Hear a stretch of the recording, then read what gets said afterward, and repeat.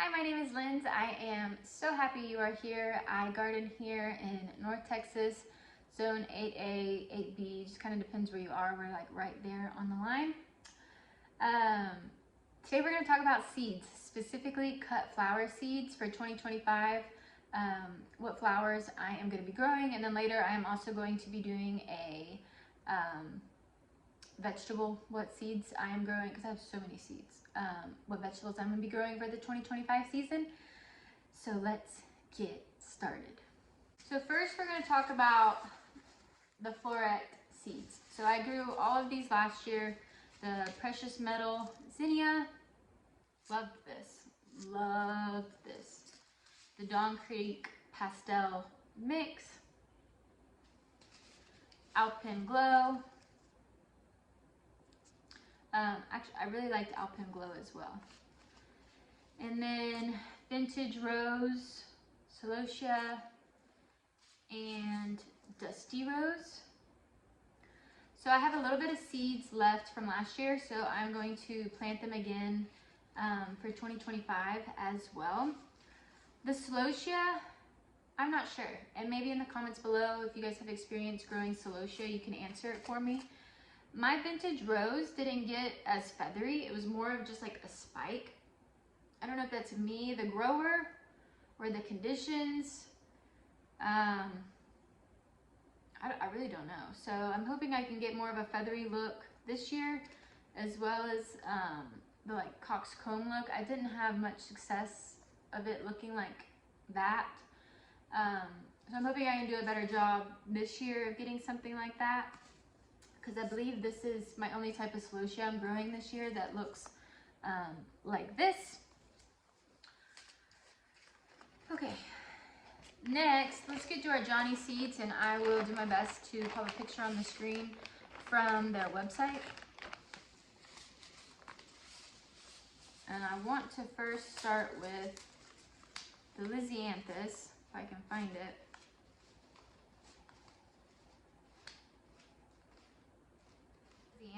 I started those December 1st, so I don't have the seeds in front of me, but I started the First Love Voyage 2. I grew that in 2024 as well and absolutely loved it. It's beautiful, it's white, but it just has little accents of almost a soft baby pink, as well as there's a little bit of green veining on some of mine that happened as well. And then I'm also growing this year, which is new to me, the champagne. But I thought together, and also just spring colors, summer colors, a champagne would be really nice as well. Also, after seeing the color of the year for 2025, I'm kind of excited that I did pick champagne, because I think that would be a nice accent to go with, as well as what I just showed you on the Floret Seeds of the Celosia. Also, I am growing Campanula for the first time in 2025. Again, I started those seeds about, I don't know, 2-3 weeks ago now. And I'm growing the Rose Campanula. I've also started Bupleurum from Johnny Seeds. I just did the Apple Blossom Snapdragons last week. Earlier in the, well, I say earlier in the year, early fall, it was probably October, I started the Potomac mix from Johnny Seeds. Let me see if I can find it. I have so many seeds. Okay, oh, it's just Johnny's Potomac custom mix. That's all it says on it. So I started these. I have not started the Deep Blue Scabiosa. This needs to be put on my radar, because I want to try some grows, some Scabiosa for a perennial. Eucalyptus, I have started Baby Blue's Bouquet, as well as Silver Dollar Eucalyptus. So all these right now I'm thinking, well, obviously the Eucalyptus is tender flower, but I have a greenhouse, so I'm wanting to get some Eucalyptus as some greenery. I have Bupleurum as well for spring, but Eucalyptus I'm looking more for summer bouquets. Also from Johnny Seeds, some Zinnias that I've purchased, is the Binary Giant mix. I didn't grow Binary Giant last year in 2024, and I actually kind of regretted it. I mean, I loved the Floret Zinnias, but I needed more Zinnias. So I did a mix just to have a little bit of variety of colors. And then I also have the Queenie series Zinnia mix. I grew Queenie Lime Blush last year in 2024. Absolutely loved it. One of the reasons why too, I have a lot of zinnias. A lot of zinnias. Zinnias grow great in Texas. They do great in the heat, and they also, I mean, I water them almost every day. But I mean, depending on where you live, I think they can take a little bit less water than other flowers. But with the Queenie mix, the Binary Giant mix, and then I have the Floret Zinnias, but I also bought the new, I think it's Ballerina from Johnny Seeds as well. I was like, I had like 3 piles of Johnny Seeds, so I'm like, what did I buy? So I bought them with my sunflowers, yeah. So with the Ballerina and what I just mentioned, I've been really getting into saving my own Zinnia seeds. I think that's it. But I'm kind of hoping with this combination, I mean, I love the pastel, so that is kind of like what I'm going for, I think, but also maybe a variety because I like an ombre pastel look too. But anyways, I'm hoping I get some really cool zinnias out of all the seeds that I saved. It's gonna be great. Okay, so I kind of skipped ahead and got to the Ballerina. All right, so since we already talked about Celosia, I also purchased the Johnny's 2025 Celosia, the shimmer. I think it's absolutely stunning. That's really the colors. I want more bright. I think I had almost too muted of a look last year. And so I think it's great to have that option depending on who your audience is and who you are selling to. But I also want to start brightening up my bouquets a little bit more as well. I grew 2 types of basil last year, Tulsi as well as a cinnamon basil. I will not be growing Tulsi anymore for cut flowers. I just don't necessarily like the look. Smells absolutely incredible. It has other benefits, you know, outside of cut flowers. So anyways, cinnamon basil I loved. I'm gonna grow cinnamon basil again for foliage, for greenery, but I'm also, there's a rubber band stuck to it. I'm also gonna be growing purple basil because I just want that deep, rich purple. I want more variety, more depth in a bouquet, more options. I've grown cosmos in the past. I have cosmos, or I had cosmos out there actually about 2 weeks ago before our first freeze. I'll probably come across the seed that I had because now I can't remember the name to tell you, and I am swimming in seeds. I need to get organized. But I bought the Apricota Cosmo, and I think it's absolutely stunning.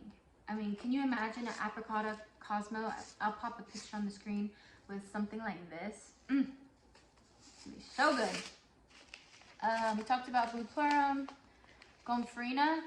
So I did a little bit of Gomphrena towards the end of last year, just kind of like testing it out, and I'm hooked. I don't know why. It took me so long to grow Gomphrena, but I have the Audrea mix. It's just like 2 shades of purple, like a rich purple, then more of a lavender purple, and then a white as well. And they're just like little balls, little globes, little accents. So I think that's perfect. Gonna continue to grow Gomphrena.